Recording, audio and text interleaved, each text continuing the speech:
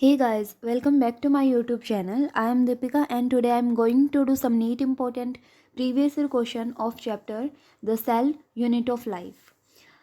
आज हम इसके यूकारियोटिक सेल मतलब पार्ट 2 से रिलेटेड कुछ क्वेश्चन करने वाले हैं. So let's begin and here is the first question that is ये कह रहा है कि which is the important site of formation of glycoproteins and glycolipids in eukaryotic cell.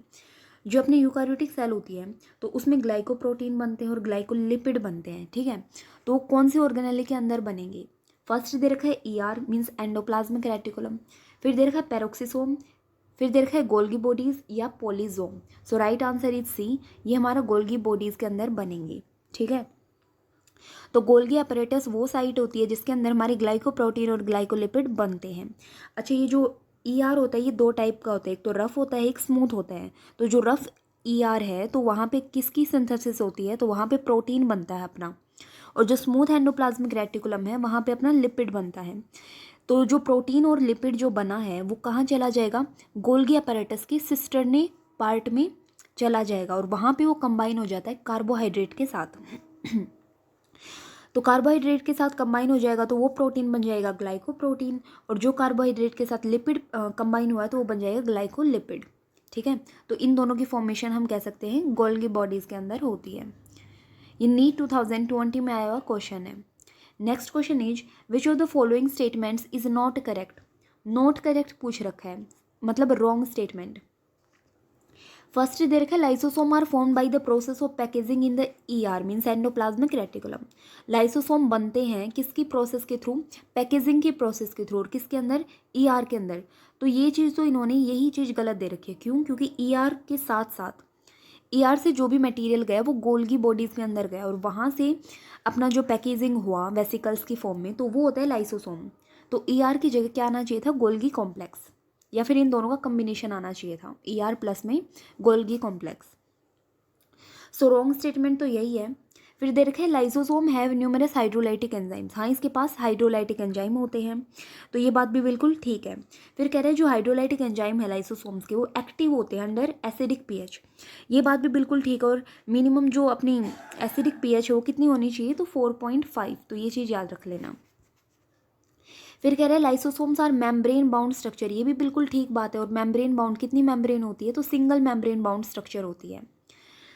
सो ये चीज़ भी याद रखना, ये नीट 2019 में आया हुआ क्वेश्चन है. Next question is which of the following statements regarding mitochondria is incorrect. अब भी क्या पूछ रखा है? Incorrect statement means wrong statement. कह रहे हैं कि जो माइटोकॉन्ड्रिया का मैट्रिक्स है contain single circular DNA molecule and ribosome. तो ये बात तो बिल्कुल ठीक दे रखी है कि जो माइटोकॉन्ड्रिया का मैट्रिक्स है उसके अंदर अपना सिंगल सर्कुलर DNA होता है, प्लस में राइबोसोम भी प्रेजेंट होता है. माइटोकॉन्ड्रिया के पास खुद का DNA होता है ना, तो ये चीज़. फिर देर का outer membrane is permeable to monomers of carbohydrates fats and proteins. तो ये भी बात बिल्कुल ठीक है, जो आउटर मेम्ब्रेन होती है वो परमेबल होती है इन चीज़ों की. फिर देखा enzymes of electron transport are embedded in outer membrane. तो यहाँ इन्होंने गड़बड़ कर दी. क्या चीज़? आउटर मेम्ब्रेन की जगह आना चाहिए था इनर मेम्ब्रेन. ठीक है, इनर मेम्ब्रेन. तो एंजाइम्स जो होते हैं ETS सिस्टम में, जो मीन्स इलेक्ट्रॉन ट्रांसपोर्ट सिस्टम में जो यूज़ होते हैं, तो वह अपने कहाँ पर प्रेजेंट होते हैं? तो माइटोकॉन्ड्रिया की इनर मेम्ब्रेन पे प्रेजेंट होते हैं. ठीक है, तो रॉन्ग स्टेटमेंट जो है वो अपना सी हो जाएगा. फिर देखा inner membrane is convoluted with in foldings.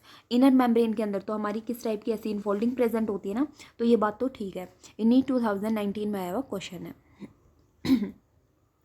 Next question is the shorter and longer arms of submetacentric chromosome are refer to as. जो अपना सब मेटासेंट्रिक क्रोमोसोम होता है तो उसमें एक शॉर्टर आर्म प्रेजेंट होती है, एक लॉन्गर आर्म प्रेजेंट होती है. इन दोनों के पर्टिकुलर नाम क्या होते हैं ये बताना है. तो जो अपनी शॉर्टर आर्म होती है उसको क्या बोलते हैं? हम उसको बोलते हैं P आर्म. ठीक है, और जो अपनी लॉन्गर होती है उसको बोलते हैं Q आर्म. तो right option is C.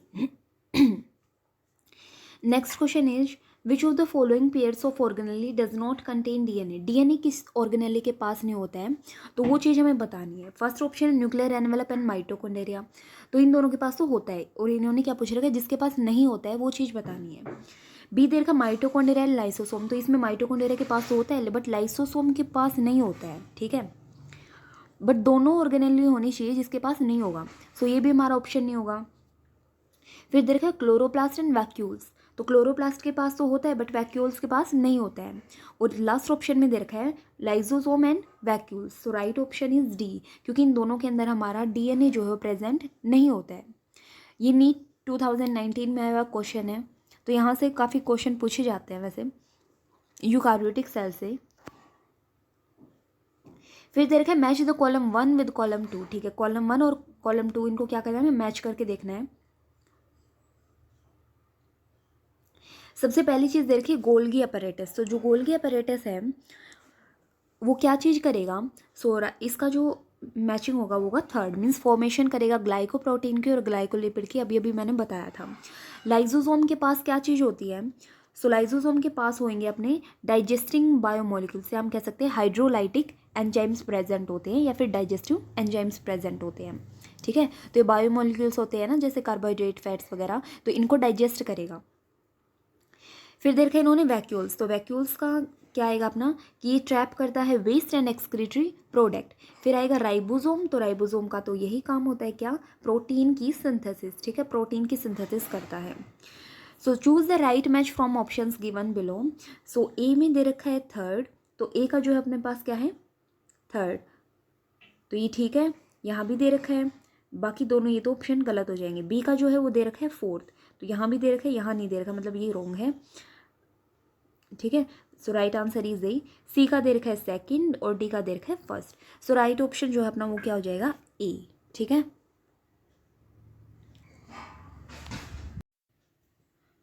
So next question is, ये दे रखा है कि विच of the following is true for nucleolus, nucleolus की रिगार्डिंग कौन सी स्टेटमेंट जो है वो क्या है ट्रू है। फर्स्ट दे रखा है larger nuclei are present in dividing cells, dividing cells के अंदर लार्जर न्यूक्लियाई प्रेजेंट होती है क्या, तो ये चीज़ तो इन्होंने रॉन्ग दे दी, क्यों, क्योंकि जब डिवीज़न का टाइम आता है तब ये न्यूक्लियोलस तो डिसअपियर हो जाता है और डिवीज़न कंप्लीट होने के बाद ये रीअपियर होता है, ठीक है, तो ये तो बिल्कुल करेक्ट इनकरेक्ट ऑप्शन है। फिर देखिए it is a membrane bound structure, तो मेम्ब्रेन बाउंड भी नहीं होती है ये, ठीक है, विदाउट मेम्ब्रेन बाउंड स्ट्रक्चर है, उसी को हम न्यूक्लियोलस बोलते हैं। फिर कह रहे takes part in spindle formation, तो ऐसा भी कुछ नहीं होता है, ये स्पिंडल फॉर्मेशन में हेल्प नहीं करती है, सो ये भी रॉन्ग हो जाएगा अपना। और इन्होंने क्या पूछ रखी है, इन्होंने पूछ रखी है ट्रू स्टेटमेंट, सो बचा ऑप्शन डी। ये कह रहे it is a site for active ribosomal RNA synthesis, मतलब ये आरएनए की सिंथेसिस करता है, so right option is D कि ये आरएनए की सिंथेसिस करता है। तो एक चीज़ याद रखना कि ये जो न्यूक्लियोलस नाम की चीज़ है ये प्रेजेंट कहाँ होती है, तो ये जो न्यूक्लियोलस होता है वो हम कह सकते हैं डिवॉइड ऑफ मेम्ब्रेन होता है और एक राउंड शेप या स्लाइटली इरेगुलर स्ट्रक्चर होती है जो अपने किसके साथ अटैच होती है, तो ये अटैच होती है किसके साथ, क्रोमेटिन के साथ, और ये क्रोमेटिन के साथ एक स्पेशल, हम कह सकते हैं एक स्पेशल पॉइंट पर या एक स्पेशल रीजन पर अटैच होती है जिसको हम बोलते हैं NOR, means nucleolar organiser region, ठीक है। मेनली फंक्शन क्या होता है, आरएनए की सिंथेसिस करेगा, ठीक है। Next question is the Golgi complex participate in, जो गोल्गी कॉम्प्लेक्स होता है वो मेनली किस चीज़ में पार्टिसिपेट करेगा, फैटी एसिड ब्रेकडाउन या फिर फॉर्मेशन ऑफ सिक्रेटरी वेसिकल्स या रेस्पिरेशन इन बैक्टीरिया या activation of ribosome, so right answer is b, ये जो अपना सिक्रेटरी वेसिकल्स की फॉर्मेशन करता है।